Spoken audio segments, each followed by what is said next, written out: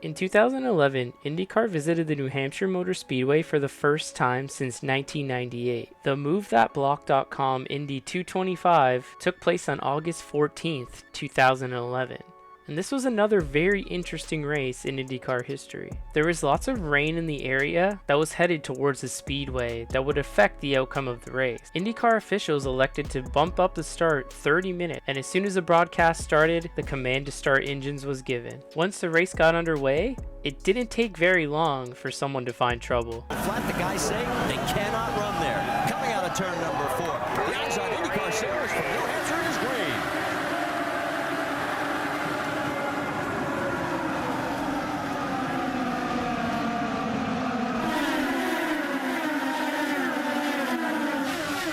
Trouble in the corner as they come out of turn number 2. The 27 of Mike Conway collects Graham Rahal. The one thing Graham was worried about strikes him in lap number 1. Mike Conway and Graham Rahal were involved in the lap 1 incident coming off of turn number 2, effectively ending their days. Unfortunately, on the restart, things weren't that much better. Here they go, green flag in the air, and we're back racing.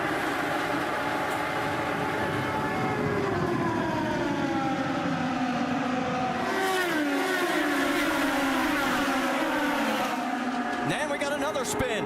Elio Castroneves, he is now into the very same area where Graham Rahal ended up, but he may be able to keep it running. This time, Elio Castroneves is the one that finds trouble coming off of turn 2, ending his chances for a victory. The race would get restarted again. Thankfully, there was no trouble. Sets of laps, and we're back to green flag racing again with Dario up front. And look at Scheckter on the high side again. Reminds me of what Tony Kanaan does many times on starts and The race would run green flag for a while, all the way to the point where drivers had to start making green flag pit stops around lap 70. Most of the leaders have come in for their service, but right near the end of the pit window when the last guys were on pit road, the yellow would come out. Unfortunately, this was for rain, and this will only be the first time that this race gets affected by weather. The yellow flag would fly on lap 76, but this would actually not stop the race. They kept the cars on the track and they completed nearly 30 laps under yellow, cruising around to try to keep heat in the track so they would not lose it and have to stop the race. And once the race finally got restarted and the track was good to go, the restart had a pretty similar look to 2 other restarts in the race, except this time it was a little more dramatic. The only difference this time is they would actually make it around the track a couple of times before the incident would happen. But this one, it was a big one.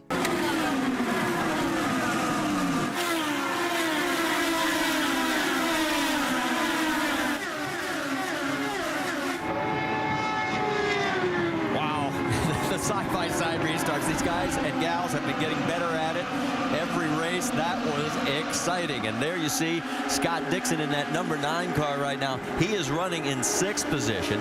Right ahead of him is James Hinchcliffe, and right behind him is Ryan Briscoe and J.R. Hildebrand.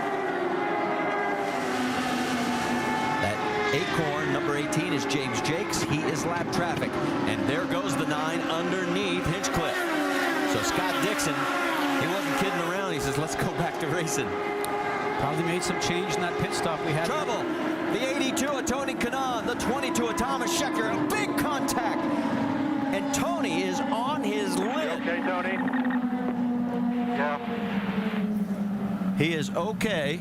We also have a car up into the wall in turn number 4. Get a number for you on that as soon as we can. I believe it's the 26. It is. So there is Marco Andretti with heavy damage on his right front suspension. So we just go back to green flag racing. And our 4th caution is the worst of the bunch.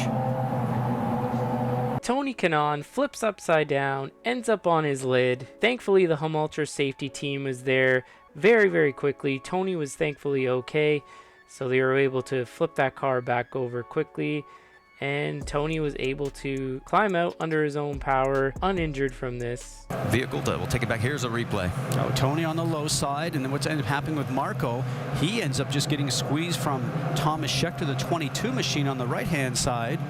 And so he ends up then getting into Tony, which then starts all this off. And that's why you saw the right front suspension damage on the 26 sample machine of Marco Andretti. And there's no safer barrier on that inside portion of the wall, but thank goodness those tires were there. That absorbed a lot of that shock. So the car's sliding around, getting into the tires and up and over. Now, if the safer barrier was there, Marty, I would probably say that the car would not have gone on its roof. It probably would have just hit the safer barrier and then come back out towards the grass area. Now, here you can see the nose starting to get underneath the 22 machine of Thomas Scheckter, who's subbing for Justin Wilson. And then it comes back down, and then when it gets into the tires, both cars, just the angle of the 82 machine of Tony Kanaan just gets caught and ends up turning over. Imagine being in this porta potty that got knocked over from this incident. That would really suck. When the race restarted, there would be even more drama as Dario Franchitti, who's dominated the whole beginning of this race, is taken out on a wreck on the restart. Like that is the 12 of Will Power as well. So on the restart, all of a sudden, the man who has dominated this race, Dario Franchitti, finds himself parked on the sidewall. There's the 4 J.R. Hildebrand. He too is involved in this. Our 5th caution. And the last restart, the double foul, everybody was so clean for the entire lap, but not this time. On the left front. Let's go back and take another look. Now the 10 on the left-hand side of our screen looks like they're both just going towards the center of the track. Maybe we'll get a view from that from down the straightaway where we can see if one moved over towards the other and possibly even the Takuma Sato. No, it was Dario Franchitti just coming over to maybe take away the lane of Takuma Sato on the start. On board with JR. Slow down. Oh, yeah, and he did everything right with the exception of getting hit from the right-hand side. All right, on board with Dario. A tiny mistake by Dario, moving over to the left-hand side of the track, making contact with Takuma Sato, ending Dario's day. Now pretty much effectively making the win up for grabs for anyone. The race would restart on lap 125 and would run green for quite some time.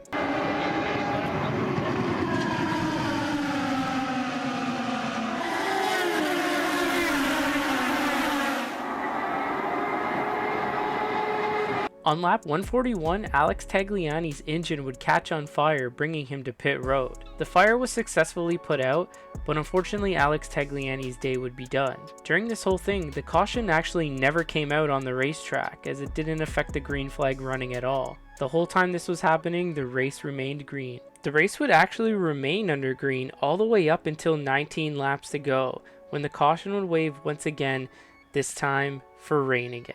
The cars would ride around under the yellow flag for about 10 laps, but IndyCar was determined to see this race through. They thought that it wasn't raining hard enough and the track wasn't wet enough and that they could definitely restart this race. And this was definitely a mistake.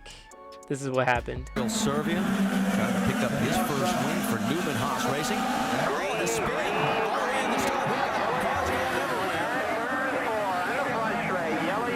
And it includes Will Power. Danica Patrick spins. And you see Michael Andretti, he was complaining at the beginning of this because, and there's damage to Danica's car. The track's probably just a little bit, that mist comes down. It doesn't take much with these slicks, Marty. And this is really going to affect Will Power.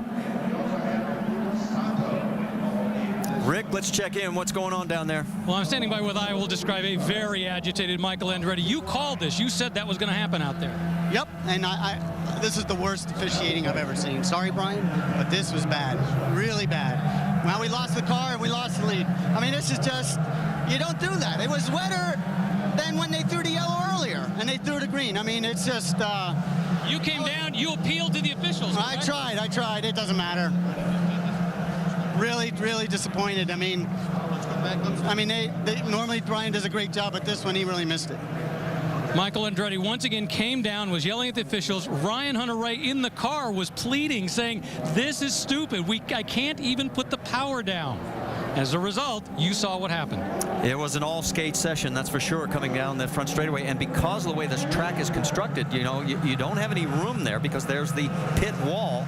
that you see Will Power backed into. And Jamie, what are you hearing from Tim Cindric? I'll tell you what, for a good 5 minutes before they threw the green, Will Power was yelling, "No, we cannot go." You see him frustrated. I have never heard Will Power use language like he did and scream like he did. He is going in to talk to the officials. He had a 20-point swing in the championship going. You see him try to get stopped. He's going to have a talk. He's frustrated, and they're saying the same thing. That was awful officiating. You see him very frustrated talking to Charles there. Tim Cindric is on his way back to the garage to calm his driver down. We are going into a red flag situation, and you can see how livid Will Power is, because as of right now, he's dropped to 9th, and it could get a lot worse. So let's go back and show you exactly what happened. Number 650 horsepower. Danica tries to get on the power, puts her foot on the pedal. Back end just starts to come around. You can see everybody else still sliding around doing the same thing. It collected Takuma Sato. It also collects Will Power. You see Anna Beatrice in this. Here's another angle. Now hers is the first car that starts to come around, which starts the change reaction.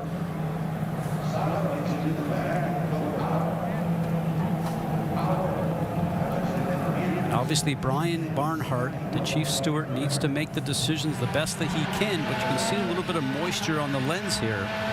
Not sure if that's from before. But she just touched the throttle, Marty, and the back end came around. On board with Briscoe.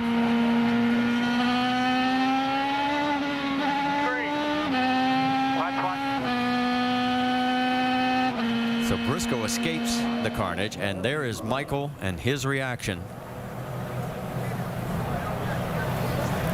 And of course, Will Power saw him getting out of the car. Here's a replay of that as he is just beside himself.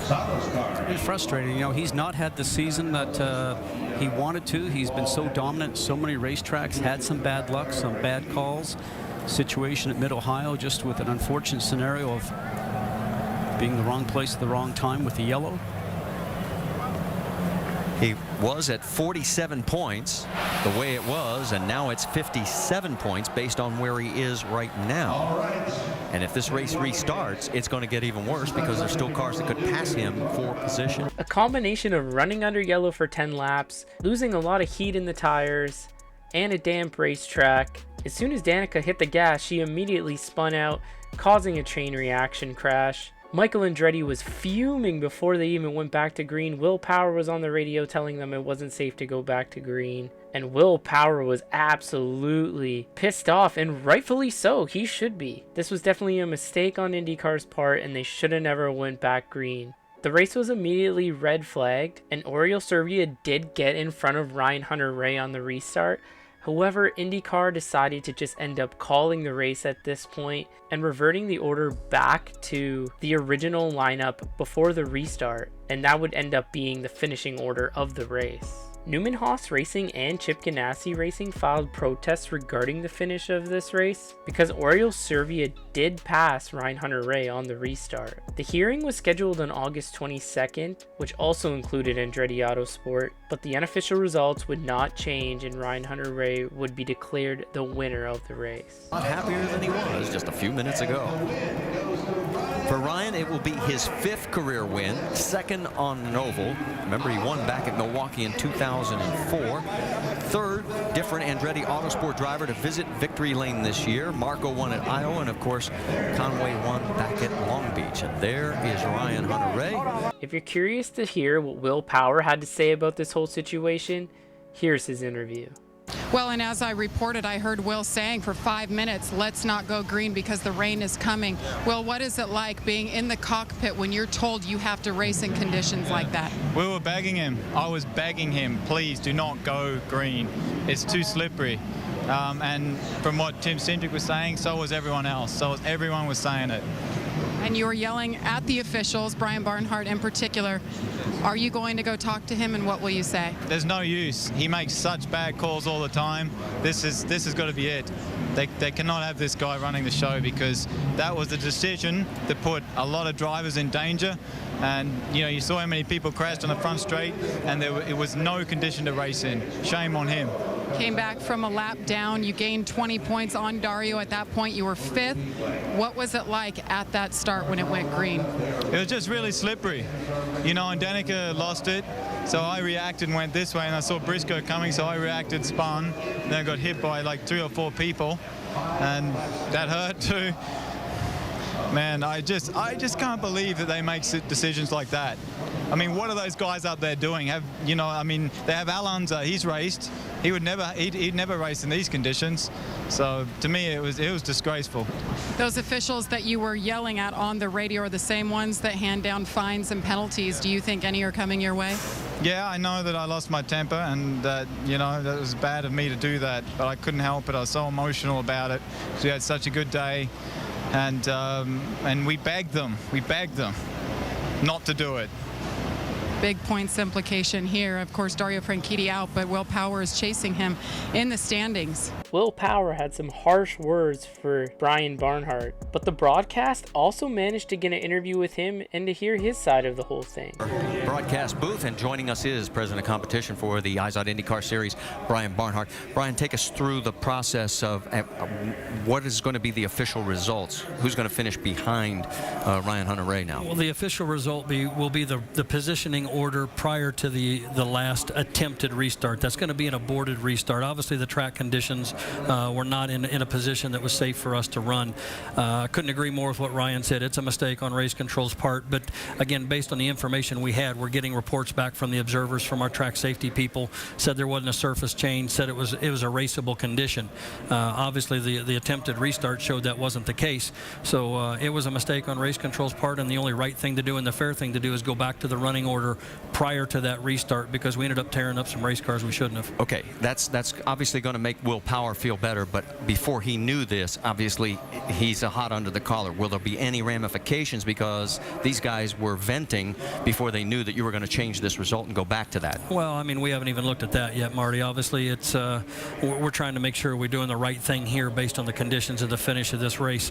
And when you look at what these guys are dealing with out there, with their lives and safety on the line out there, their emotions and adrenaline's going to run hard. So we'll take a look at that after the fact, but that's secondary compared to doing the right thing for the finishing order. And Brian, were you getting reports from the drivers up into to your head control there to get into the track? No, and that's the hard part about it. I know a lot of them are saying, but we didn't have a single pit tech call and say that we couldn't go because they were radioing in.